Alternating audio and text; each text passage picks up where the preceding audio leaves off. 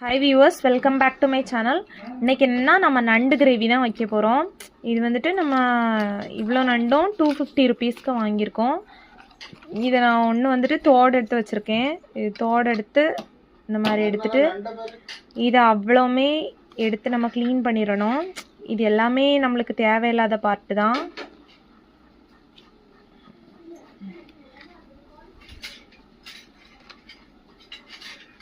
இது எல்லாமே சாப்பிடக்கூடாதது.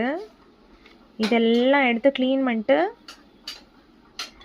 பண்ணிட்டோன்னா இப்போது இதுக்குள்ளே இருக்க பார்ட்டு மட்டும்தான் எடிபிள், அண்ட் இதுக்குள்ளே இருக்க பார்ட்டு எல்லாமே எடிபிள் தான். நீட்டாக க்ளீன் பண்ணிட்டா இதை வந்துட்டு 2ஆக வெட்டி தான் போட போகிறேன்.